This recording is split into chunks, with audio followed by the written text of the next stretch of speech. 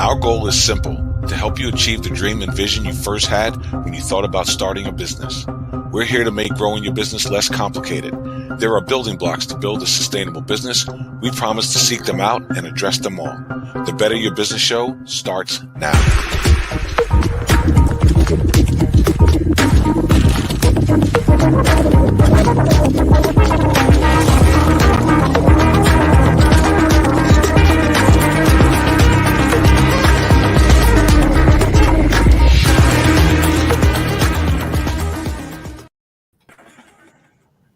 Good morning and welcome to the Better Your Business Show. Here we discuss your most important business challenges and provide you with practical solutions to help you better your business. Absolutely. So if you're an entrepreneur or an overachieving striver that wants to thrive, then you have all the things you need inside for you to make that happen. What you may not have outside of you are step-by-step building blocks and a roadmap to get you to your destination. Over the years, as we were building Pillar 5 and putting together the show, what we come to realize is that many business owners have started multiple businesses, and many of those businesses have gone out of business. And they all say the same thing. If they had an instruction manual when they started, they wouldn't have to deal with all of the pain and the emotional anguish that they went through in building their business. So we put this show together specifically for you to bring you the building blocks that normally hold you back from achieving your goals. And we're providing them to you with the help of experts and with our special guests and our special hosts, Natalie Essman, Tehrann Glover, and my name is Karlton Hoskins. Woo-hoo. That's right. So whether you are joining us live or watching the replay, make sure you take your free business assessment at pillar5.com and join us live in our virtual studio where we can address your comments and concerns throughout the show. Indeed. And I'm really like to jump on the coattails of Karlton Hoskins, excited about today's show. Hey, good. What's today's Natalie? What are you going to hold us accountable to? What are we talking about today? So today we are on our special edition. We are talking about the 5 pillars of a thriving business. We are going to uncover the mystery behind the 5 pillars that successful and sustainable companies focus on in order to thrive, right? So we're going to be talking about that, and then also about the 5-pillar software, which I'm really excited about. I love what you guys have created. I'm super excited that you're our guests on the show today because it's important what you do. And I just am so grateful for the vision that you have, the forward thinking that you have, and the hearts that you have to go out and help entrepreneurs, right? As we've had this trajectory of, Robert Kiyosaki, Sharon Lechter, they've started the mindset, right? But how do we know the how-tos of business? And that's where a lot of people, I think, get stuck. You guys have taken the guesswork out of that. And so let's talk about it. The 5 pillars of a thriving business. Who's going to get us started? Well, I'll jump right in.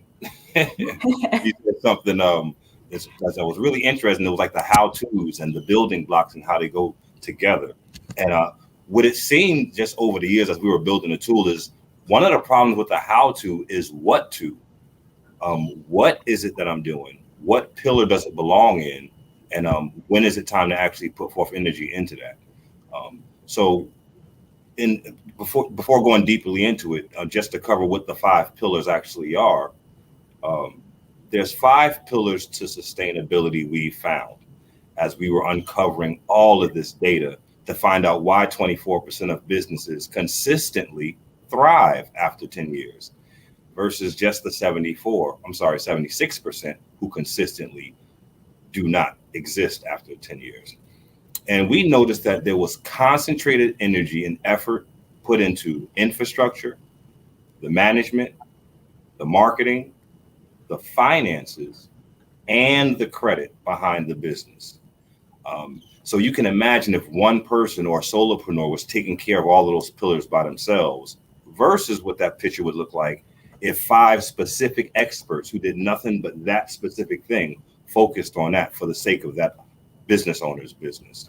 So those are the 5 pillars that we're addressing for sustainability. That's awesome. It's funny too, because since meeting you guys and talking about the 5 pillars, I've asked quite a few people, because to me, the numbers are staggering, right? To think 74% of businesses will go out of business in 10 years.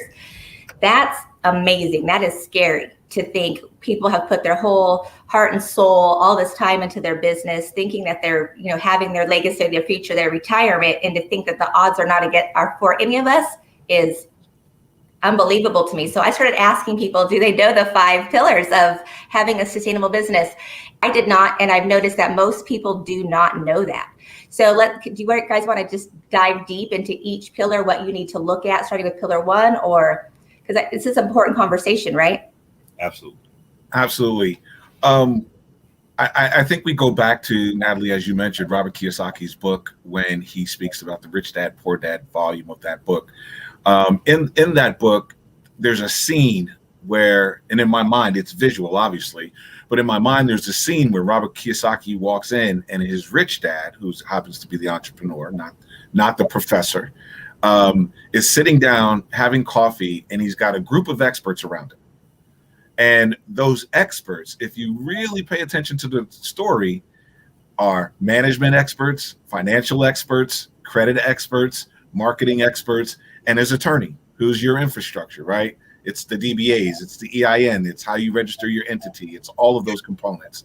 And so if you look at Robert Kiyosaki, he's almost said it in a way, but no one's actually came out and just broke those components out and said, here are the infrastructure, here are the pillars that hold your business.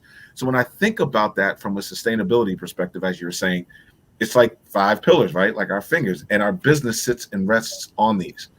If one of these are, not doing their part, or they're not sustainable, or they're weak, you can imagine that you're going to have this thing that's just going to topple. And that's the emotional experience that the business owner goes through. When every day they go into their business, and some days they feel really great. Some days they don't feel like the business is doing as good. They're overwhelmed with work. They're not sure what marketing aspects to touch. They don't know when to hire, when to fire. Do they need to add more people to their team? They don't know.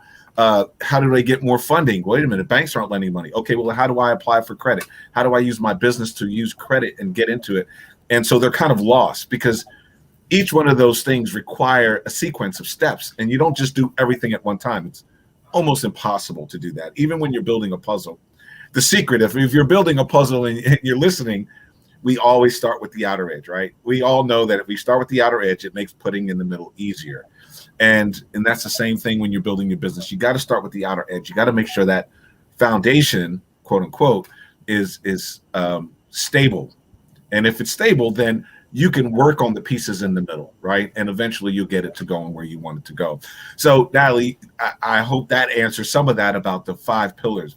If you build a company and you don't have those 5 pillars in place, you're going to become a part of, and I hate to say it this way, that person will become, or that business will become a part of the 76% statistic Tehrann mentioned, as mentioned by the Department of Labor, that says startups after 10 years, 76% of them just do not exist.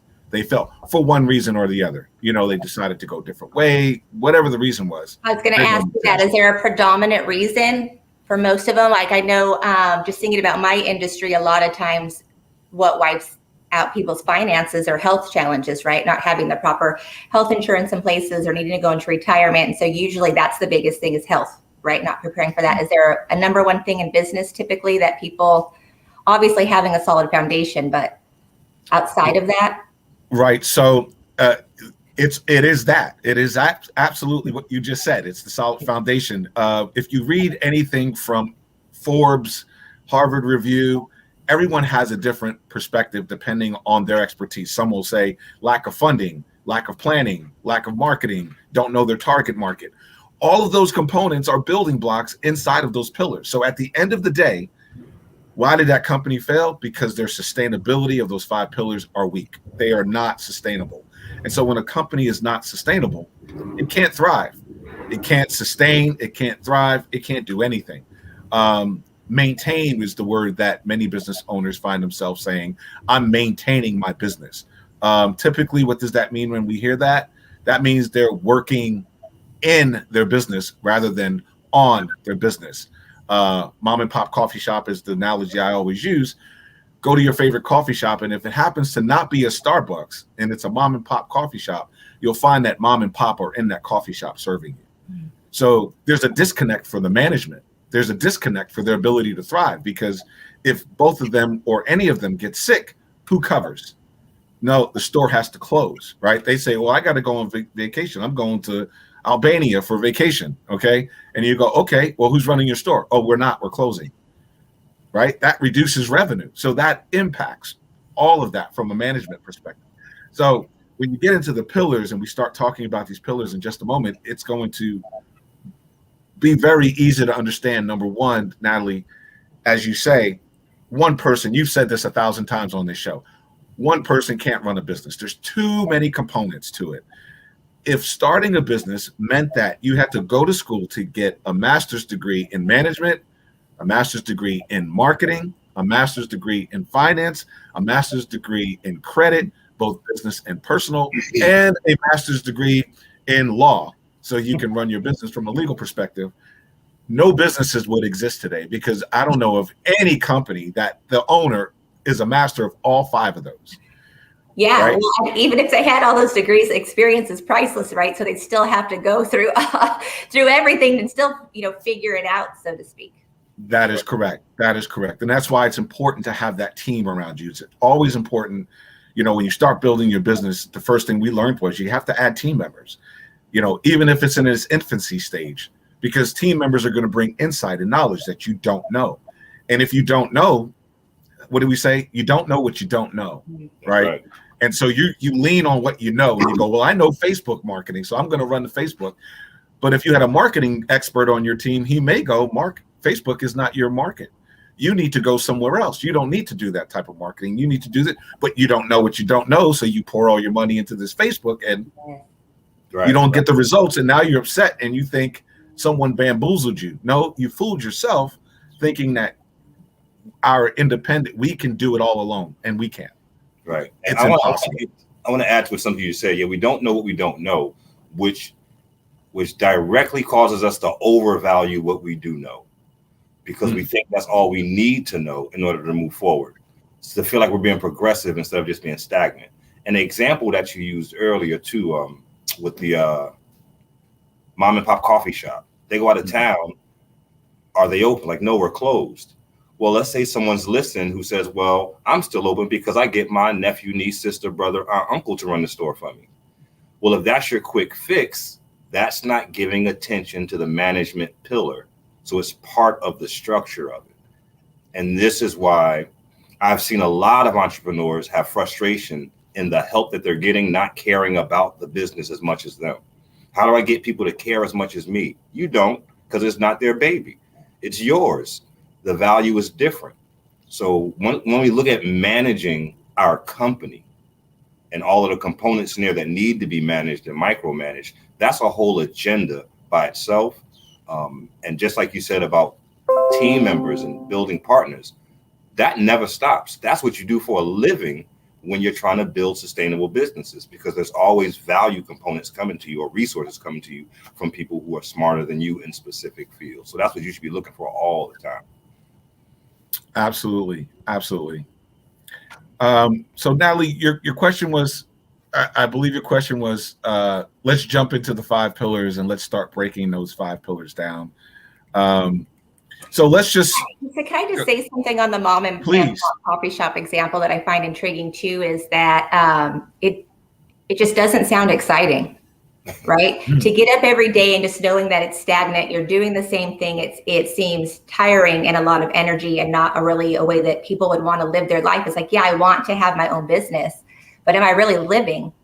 Right. Am I really living and enjoying life, right? And I think that's one of the biggest things that we have to look at as we're building these businesses and using the 5 pillars is what's going to give us our time, because that's our most valuable asset. Once it's spent, we don't get that back, right? So again, that's what I love, because it's teaching the software, showing us where we're at and where do we need to shift to get to that next, where we need to go, as opposed to just us trying to figure it out, hoping something sticks and burning ourselves out in the process. So I know that I felt that way even when I did my own assessment with Tehrann, that it was very, very eye-opening. And, you just can't argue with software, right? Do you remember what you said to me, Tehrann? Like, feedback. You put that in there, right? I was like, working for a long time with this one. He's not afraid to tell me the real deal. Yeah, Natalie said, "What's going on? Something's wrong. How is this the case?" Natalie, that's what you said. You put that data in there. Absolutely. You made the data. Yeah. So as we go into these pillars, Natalie, we start talking about these. Number one, if you're a solopreneur, and I'm using that term really to identify self-employed, and I'm being very specific about the terms when I'm saying this. Self-employed means not that you work or you run your own business. Self-employed means you're working in your business. A good example of a self-employed person is a landscaper. You'll hear me say that often, because typically your small landscape companies, they have their own trucks. They drive around and they do the work. They cut the grass. They do all of the work, right? That's a person who's self-employed. They are a solopreneur, to the true sense, solopreneur, right? They're not positioned to grow.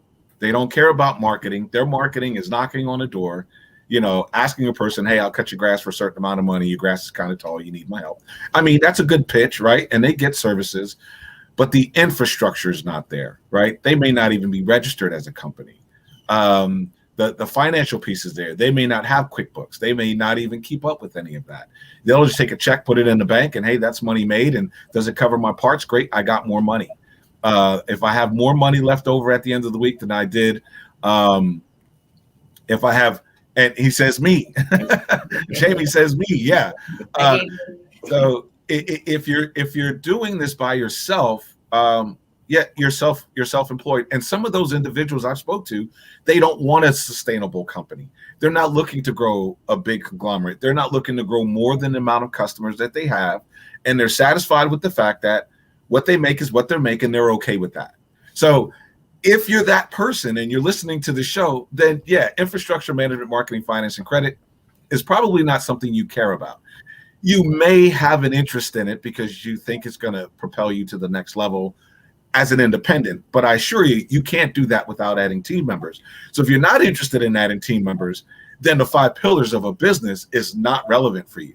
Mm-hmm. The 5 pillars are relevant if you consider adding more people, because again, you cannot master all 5 of those and then go through the experience, as Natalie says, to know how to work these pieces together and grow and make your business thrive.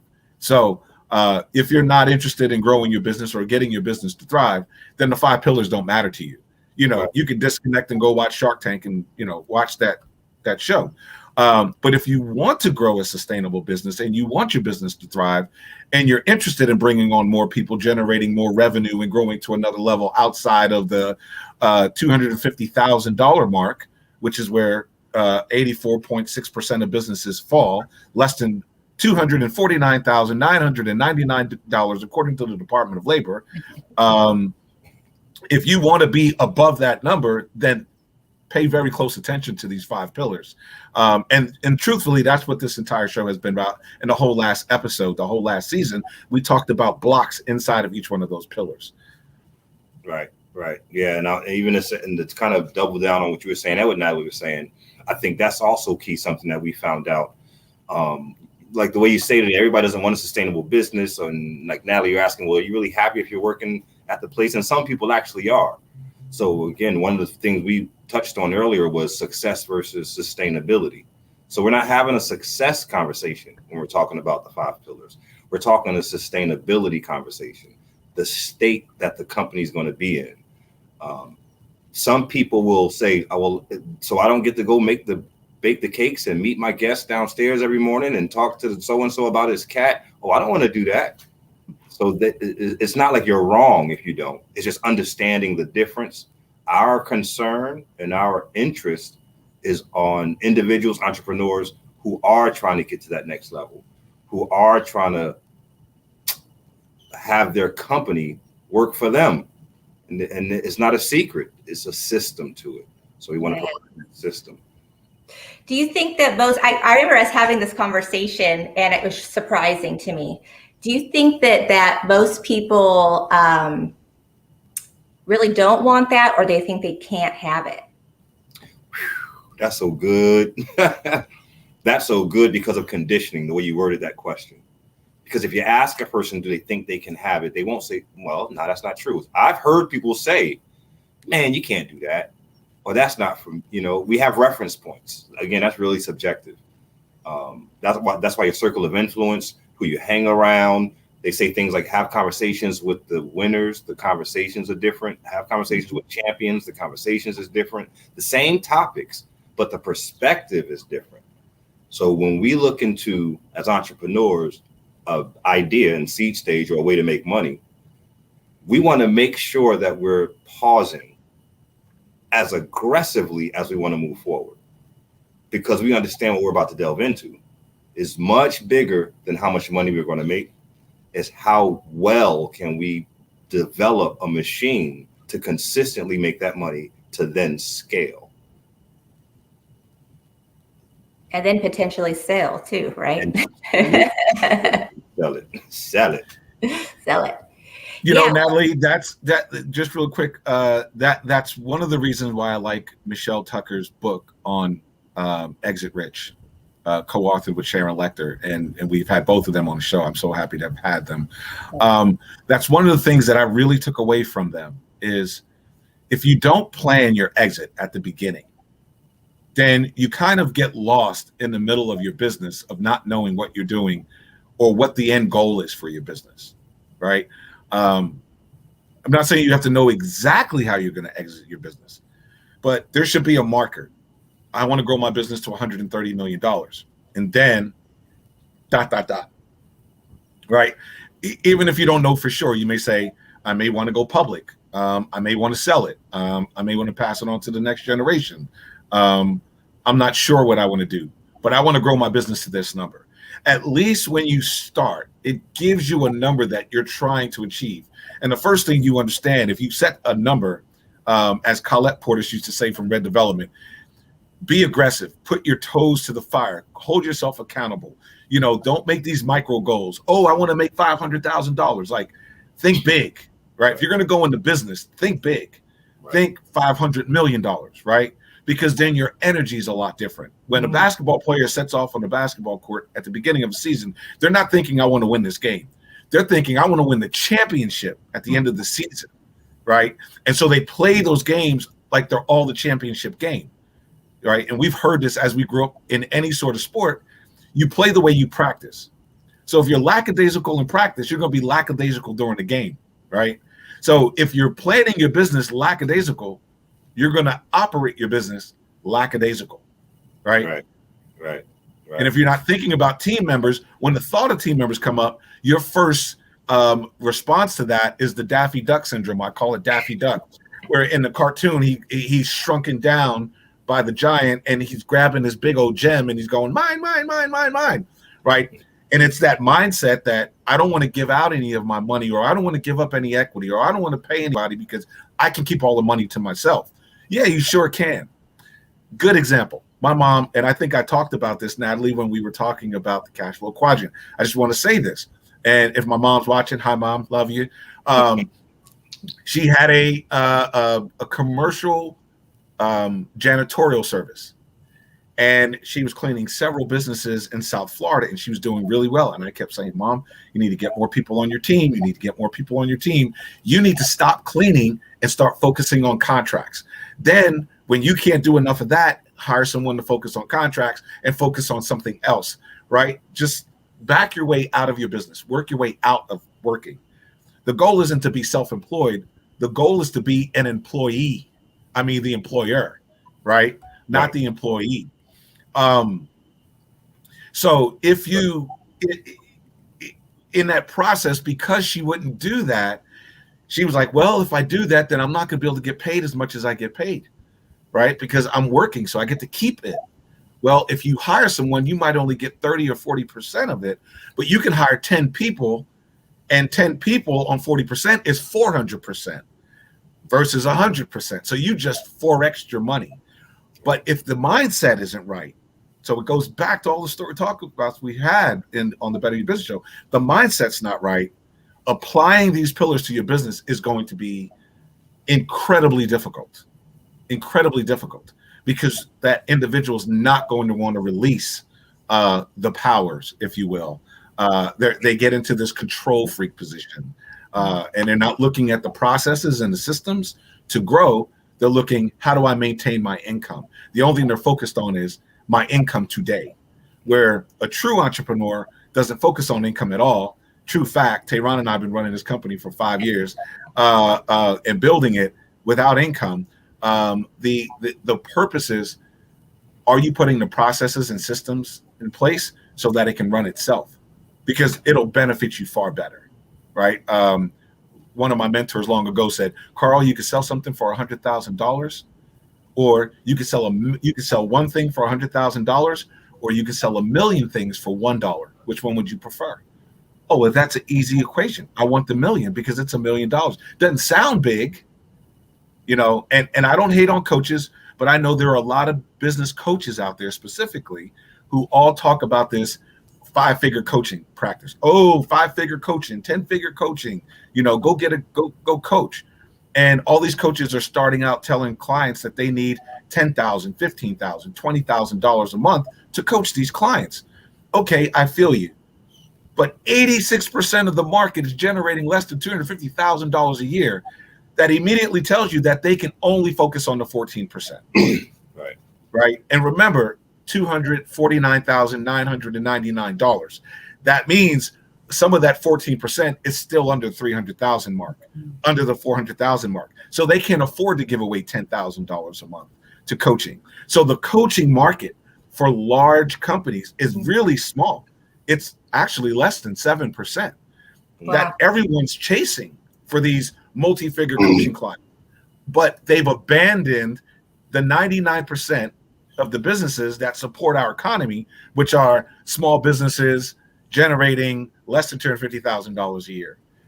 That whole market is neglected. That market has been neglected since 1990 and prior to. I just have the stats up to from 1990 to 2020. So for the last 30 years, this death rate and their inability to thrive has been because coaches, and I love business coaches. I always tell someone, get a coach.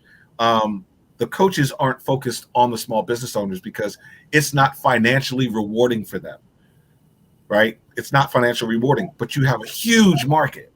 So if they would reduce their costs and go after the bigger market and automate the process, there's too much technology, right? You can even do it with Pillar 5, but I don't want to brand Pillar 5 right now. But if they just automated that process, rather than having 4 or 5 clients, they could do 4,000 clients on an automated system with $100 a client and generate, just listen to the numbers, right? You're not going to make that money in big clients. I'm just saying it is what it is, but that's the way the market is set up. And that's why we started working on these 5 pillars, Natalie. That's where it all began, right? When we realized business owners need to know how to do this on their own, or at least understand what they are so that they can get the experts to support them. Yeah. Yes. Well, I even think about that in finance, right? I always use that analogy that, if Oprah had a question or concern regarding her finances, the attorney, the CPA, all those people would show up to support her. And it's the same thing with our business. Why aren't we having those, right people around us where we're just reaching out and they're helping us and letting them be the experts at what they're experts in, right? And having the infrastructure in place, because what I think of with infrastructure is really paint by number to help us be duplicatable, right? We have that infrastructure in place. It's easy. We just give the, a 3-year-old little paint by number. They're able to fill it in. Same for us. We just have to follow the play, and that it gives confidence. It gives security to that. Which a lot of times people think entrepreneurship is such a risk, but if you have that infrastructure and you just follow the system, you have certainty, you have consistency, you have all those things that we want as entrepreneurs. And to me, that's priceless, right? To have that security of, hey, I had somebody tell me I had a really good sized cash flow month, and she was transitioning into being an entrepreneur, and she said, was talking about time. And I said, I didn't know I was going to make this much money this month. So, and I worked this many hours, but let me ask you, would you put in this many amount of hours knowing you were going to make this amount of money? As an employee, she said, yes, right? I didn't know what my final goal was, but it's impossible for me to put in that many hours and not make that return, right? But again, in that thinking. So it's awesome. Awesome. Yay. Hey, so I'm excited. We're going to get more into the 5 pillars. We're going to take a quick break, go refill your coffee cup, and we'll see you in a few. A wise man once asked, what if Starting a business was like jumping out of a plane. And like 76% of businesses, what if 76% of parachutes failed before you reached the destination? What about those of you who have already jumped? Well, you may still have time to check your business. Pillar5.com, where businesses get it right.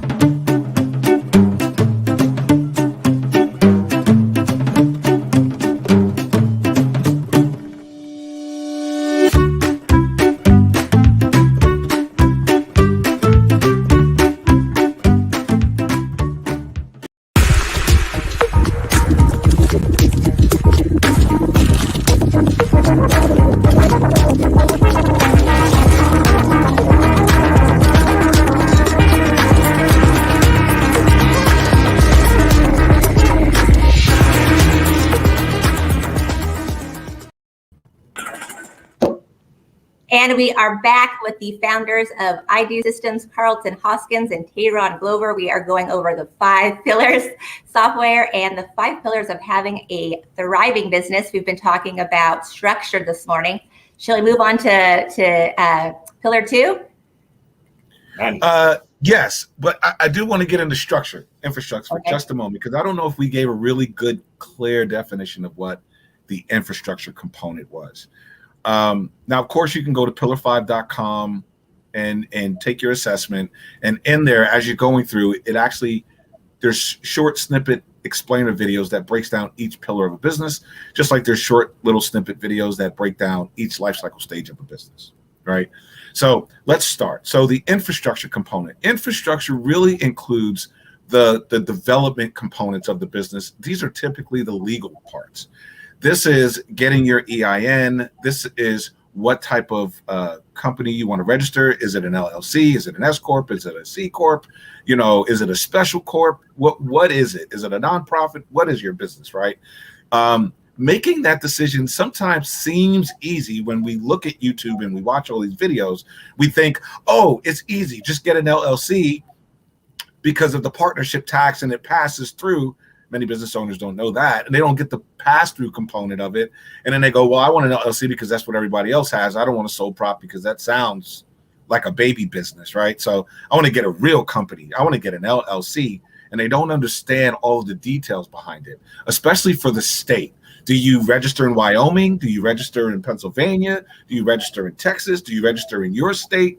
When and why not, right? That's not a simple task to do. It's not just, oh, go to LegalZoom and fill out the paperwork and file it.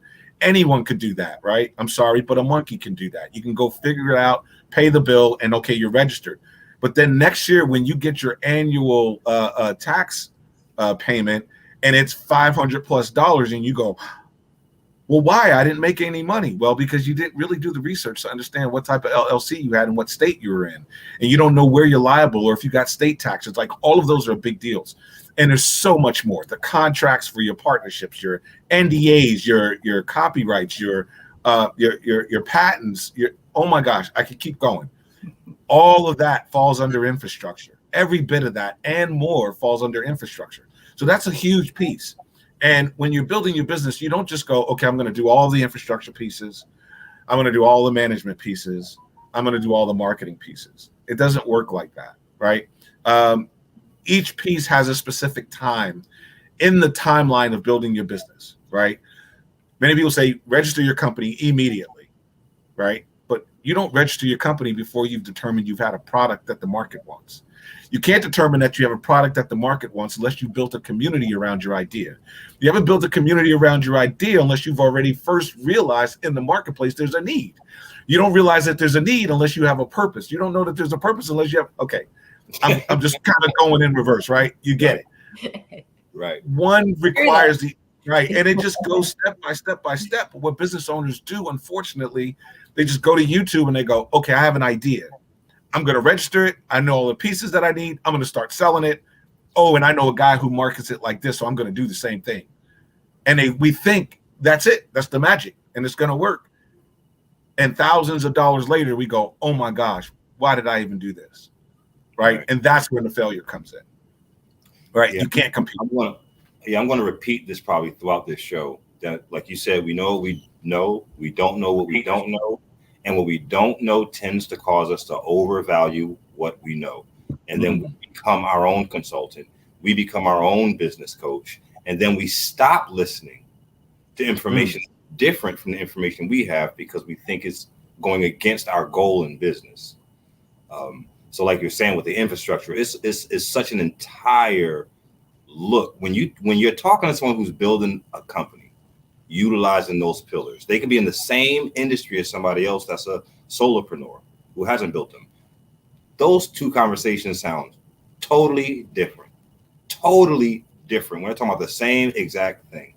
And they can make the same amount of money, generate the same amount of revenue at that time. Not over time, though. One will be sustainable, scale, be automated. The other will be more hours in and more hours in as money is depleting, trying to save it, not knowing why. So someone told me years ago, there's no such thing as smart and stupid. And there's no such thing as hard and easy. These are figments of our imagination. There is only exposure. Once you expose me to a thing, I'm now aware of it. So if you ask me to build you a car, I'm going to say it's hard. If you ask my mechanic to build you a car, he's going to say it's easy. If you put me under the hood of a car for 45 days straight and feed me through a straw, guess what's easy? Mechanics, because I've been exposed to it diligently, consistently. Laser focus and consistency. That's the system right there. So where should people start? Let's just say that I'm all of a sudden, hey, I want to start this business. Right. So where do I start? Do I just, I've learned so, even when we had Colette on the show, and I think about when she was talking about marketing and product, I see so many things that I did backwards. So, for that person that hasn't started in business yet and they're thinking about infrastructure and all those things, like, where do you start? Do you go to pillar 5 and go, okay, this is where I need, this is where I need to get started, or this is my idea? Do you reach out to someone like Colette? Where do you start? I would say find people who have successfully accomplished what you're trying to do and have a conversation. Because it's a different conversation that's going to start you into this race than you are with somebody that you know, like, and trust, that you just want to hear them agree with you or say yeah to. And then that'll be your charge to start. And if you have that same conversation with someone that says, listen, I lost hair, I got gray, it was all worth it, but this, that, and they have different things to talk about because they have something they have the wisdom, the experience of the process. So I think it was Michelle Tucker again who said, never, never, never take advice from people who have not successfully accomplished that which you are trying to achieve. Just lock in. My answer would be a little bit different, but I do agree with what Tehrann said. My answer would be different. And here's why. And this was obviously the reason we built Pillar 5, is to provide the sequence of steps that a business owner needs to take in the right step at the right time. To date, other than Pillar 5, there is no system that does that. There's no book that breaks that down. There's no roadmap. There's no instruction manual. Pillar 5 is your GPS in business, period. Right. So without, branding our own selves, and I am, Pillar 5 is the way to go. Obviously, if I'm starting a business, first thing I'm going to start with purpose, right? Once I get that purpose, then I need to decide if there's a need for it in the market, right? Let's just think about this. We could look at the market and say, everyone loves water. Everyone needs water, okay? Except the person who lives next to a spring that has a well that gets their own water. Well, they're not interested in buying your water because they've been drinking that well water for so long that well water has a certain flavor to them. So if you come across with all this other funky water, Avion water and Boss water and all this other water, they're going to go, my whole family grew up on this water and we're all healthy drinking it. I don't need your water. So if that's the market you're trying to serve, you're not going to do very well, right? If you get into the water business right now, just listen to the names you're about to compete with. Nestle. Let's just pause for a second. Walk into Walmart, there's an aisle, both sides, full with water from top to bottom, all the way back, right? So you have to know your market. This is why, again, that's the marketing piece, right? So you got purpose, infrastructure, marketing, who are you going to serve? Do they want it? Will they pay for it? Right? Okay, so then that's the marketing. Now management, how are you going to process it? How are you going to deliver it? How are you going to get it to them? That's both management and infrastructure, right? And how it includes finance, because how are you going to get the finance? Okay, so I'm just running down this rabbit hole.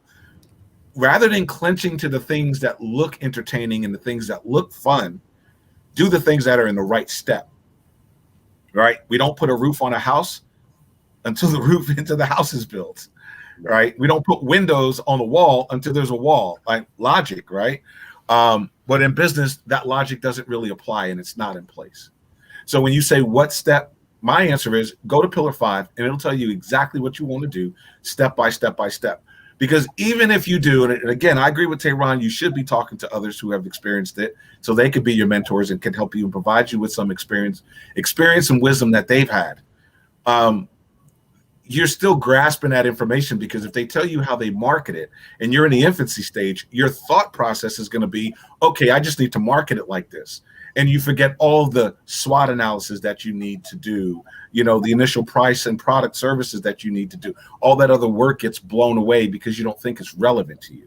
And that's where it gets dangerous in the business. If we just pick up things along the way and implement what we pick up, it's a bad day for that business, right? There has to be structure. And so you begin in Pillar 5 and it's not going to pick based on the pillar, it's based on the task that needs to be done for the business to go along the process. And we've actually eaten our own dog food. We drank our own champagne, if you will, from building Pillar 5. So we walked through all of those steps and we have to go back and make some adjustments. It wasn't perfect when we did it, right?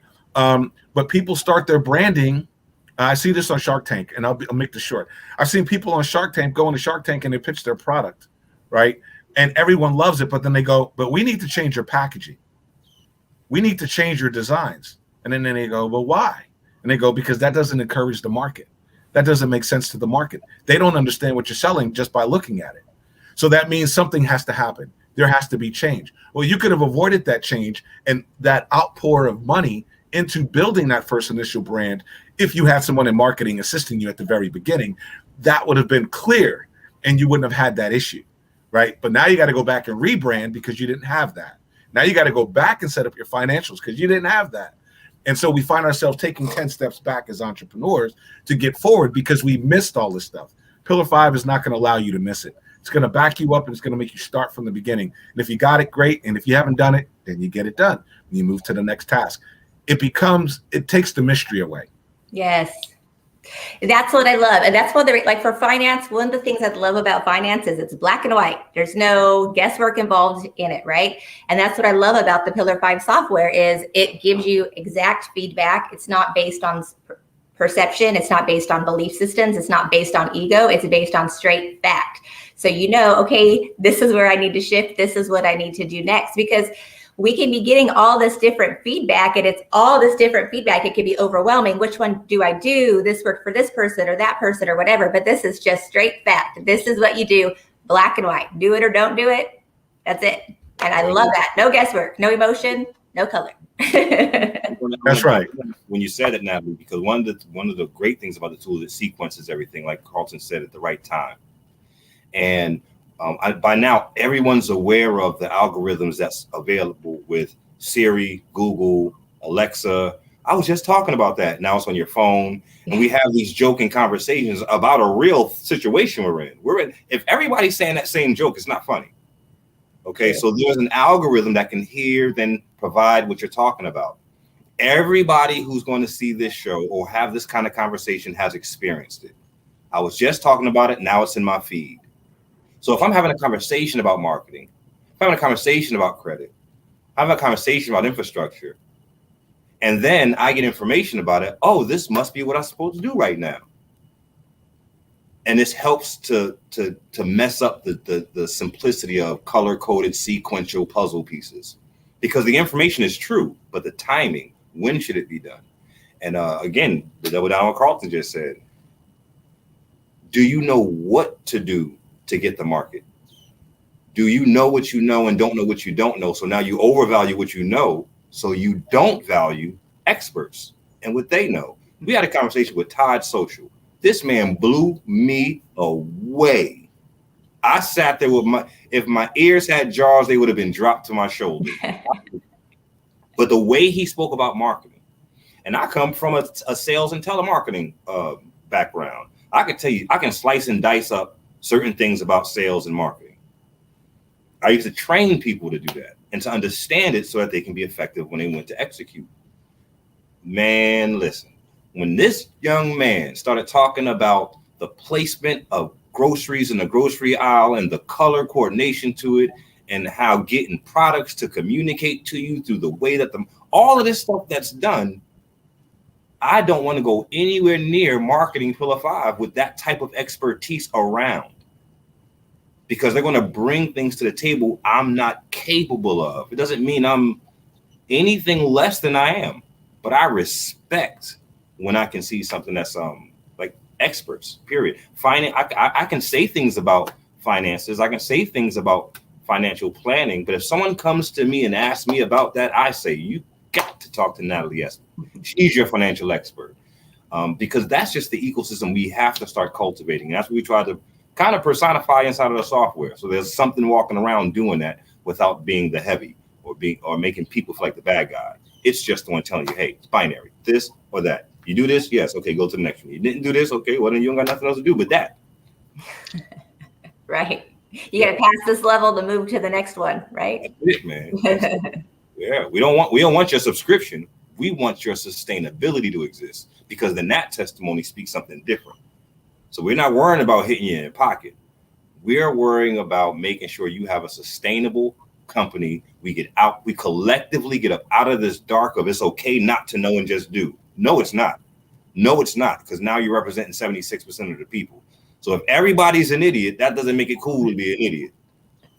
Right. Awesome. Nobody's an idiot, though. Yeah. No. So let's break down management, Natalie. You said you wanted to go to second one, so we can actually get all of those in. And I'll start that off for us really quick. For management, I think management speaks for itself, right? Management to me includes your executive team. It includes your mentors, your advisors, employees if you have them,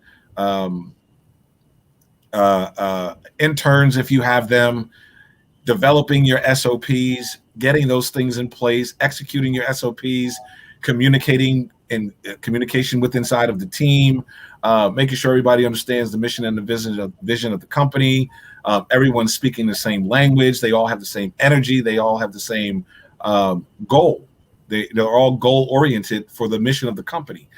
So management is just not, I manage a person. This is management of a business. This is a lot different. Management of a company from the top, from the most high senior level. So this is all of that. So when people talk about executive leadership and getting your executive leaders right and time management, all of that, if the word management follows, it's going to fall in to within inside of this, because even in management sometimes has to handle some of the marketing team, because your managers or your executives needs to communicate with your marketers, right? Because you don't want finances going out to marketing that doesn't make sense. And so marketing just doesn't say, hey, I need a $10 million budget. And finance goes, okay, here. No, there's someone in the middle. Who's that? It's management. Who is it? It might be a C-suite, might be the founder. You don't know who that is, right?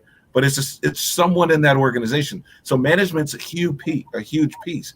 And again, if you're not an expert in all things of the management, whether it's communication, leadership development,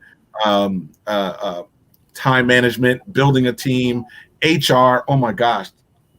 This includes the insurance components that Natalie talks about. You're getting insurance. There needs to be someone in there that's talking to them to understand how this applies to the company and the benefits of the company. That's a management component, right? So all of that has to be wrapped up inside of management. So if I do one thing in this whole dialogue, it's really to help a person understand is that you can't master all of it. And if you do, by the time you do, you may. Yeah, even software tools fall into that. Communication. How are the teams communicating with each other? I can be a great communicator, but I need to understand what software is going to allow this department to communicate with that department, to not make it all convoluted. Because again, it's managing the entire company, which is different from managing. What does the company need? As far as communication wise.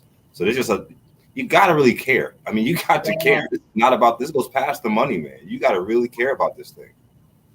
Yes, I think that's such a great point, Tehrann, too, because which is going to be one of my questions. We were talking so much about management, and I know in my previous jobs, management a lot of times has been an issue because it can be not leadership based, more dictatorial based, or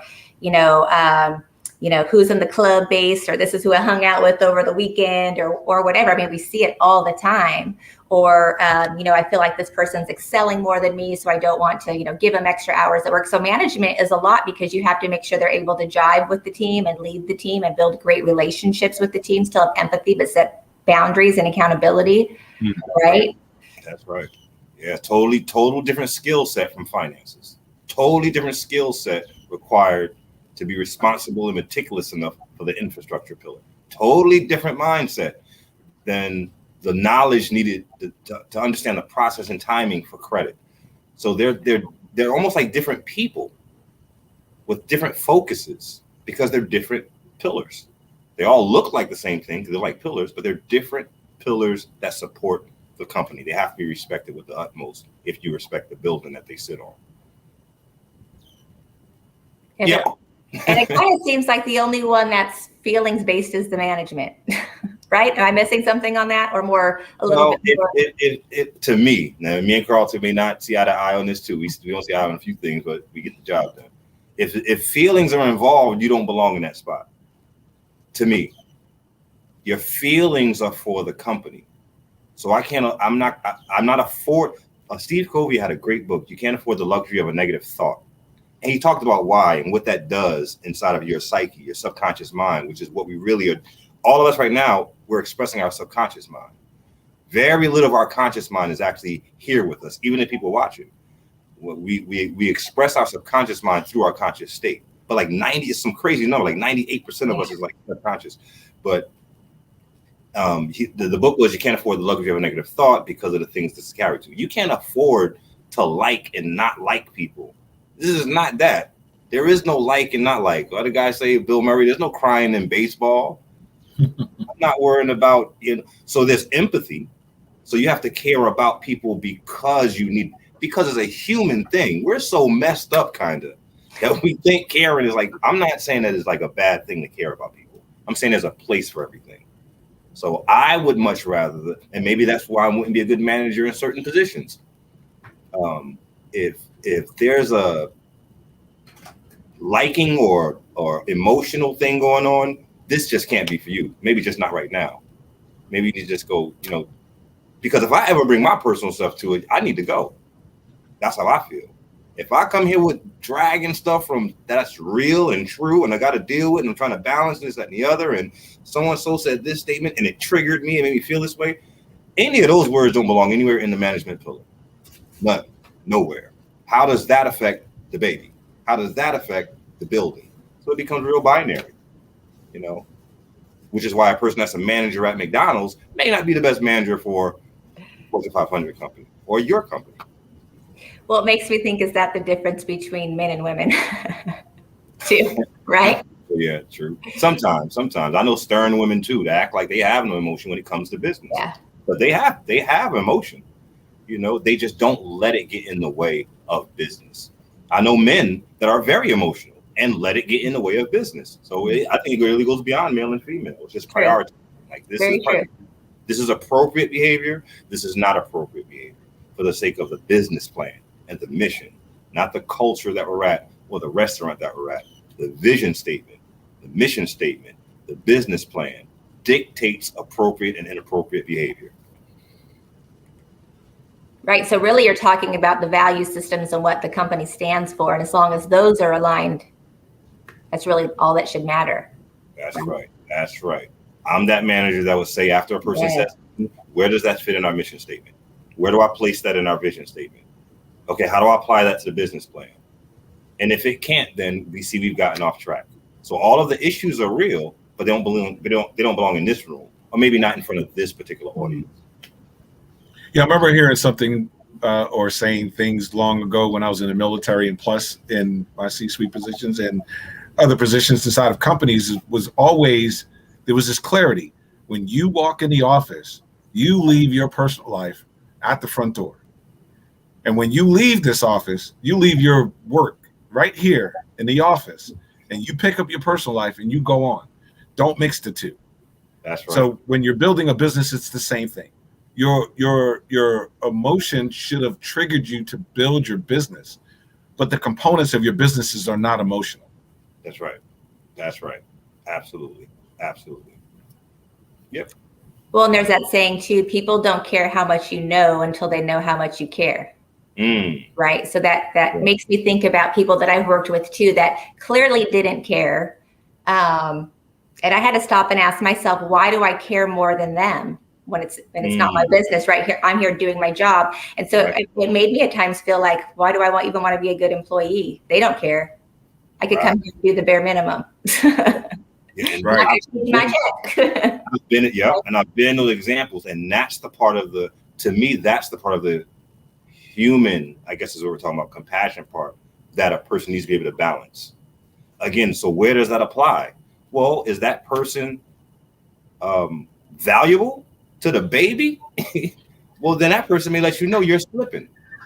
You know, when I remember when I was in I would say the same thing Karlton said when I was managing telemarketing offices. I say, listen, man, keep that stuff outside. I guarantee you all those problems that you got will be right there waiting for you after you log out.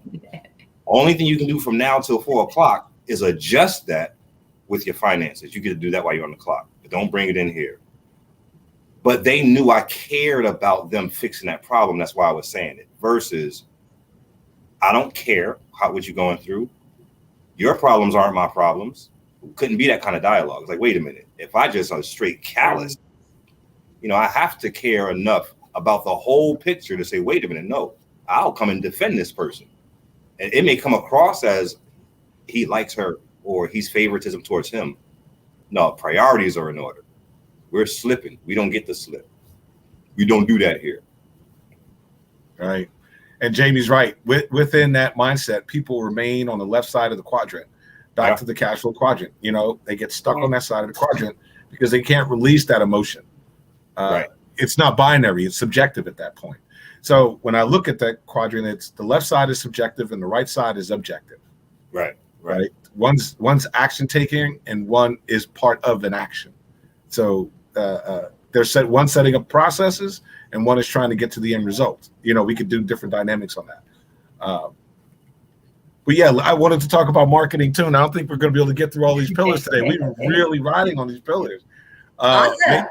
Maybe we just start this one off and then next week we come back with a part 2 and finish, because oh my gosh, we will not give finance and credit. And credit, oh my gosh, that is such a huge component that needs to be addressed. So finance, let's just jump into that and hopefully we can get some of that done, Tehrann. And Natalie, you're the money expert, so you understand this, better than Tehrann and I both. And it just so happened that Tehrann and I both were independent sales consultant for a financial company whose focus was helping small businesses build business credit, and not just small businesses, any business, build business credit and then get funding. Right? Here's the thing. Here's what started us on this mission of developing Pillar 5. What we realized is there was a handful of people in a nice size group of people going through and getting their credit built up, and then some of them were getting funding and their businesses were still feeling the pain.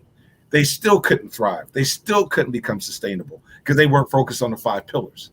And then Tehrann and I didn't know them as the 5 pillars. We had no clue, right? What we did realize we were focused on some things, but not all things. So we used to say, you have to take a holistic look at your business before you apply for funding, a holistic look at your business when you're building your credit, because it applies to the entire business. Finances touch every component of your business, right? So that's a huge deal. And I think I jumped past marketing. So I want to back up on that. But that's what brought us into this industry. And that's why we decided to figure it out, because we still saw businesses failing. Right. And so because we saw that, we decided we need to go look at this holistically. 18,000 hours. That's my hours. Tehrann's got 18,000 hours plus. Everyone on our team has got thousands of hours in this research. So you're talking about a company that's put over 60,000 hours in research behind Pillar 5 before we said, okay, this is how it's going to work, and this is how it should work, and this is how it helps. And this is why we know it works, because it looks at the whole picture. It doesn't take your blood pressure and make a decision. It takes your blood pressure, it takes your blood, it takes your temperature, it takes your heart rate, it takes everything about your business, and then says, this is the thing that's out of whack, this is the thing you need to focus on. But I did jump past the marketing piece, and I'm sorry about that, but wow, we're going to have to come back. Natalie, can we come back and do this? That's good. I'm glad that we got to come back and talk about it more, because this is important stuff. And I just love it. I just, just as we talk, Jamie, go take the assessment, pillar5.com, right? Check it out, right? Give us some feedback. We'll see you next Monday. But, it's just such an awesome program. And I know how hard you both had to work to put this together, and all those hours, and the team that you guys are working for. And I'm just so grateful for just have met you guys and being on this journey that we're on to help entrepreneurs. And it's exciting to just know that we're making a difference for entrepreneurs. And I love that you guys are such forward thinkers. And even though we're talking about software, I do know that you guys really do care. And I appreciate that so much. So we appreciate you, young lady. Yes. So founders of ID System, Karlton, Hoskins, Tehrann, Glover, talking about the 5 pillars. All right, Jamie, love it. 5 pillars of sustainability. We'll be back next week, diving deeper on the subject. We'll see you guys then.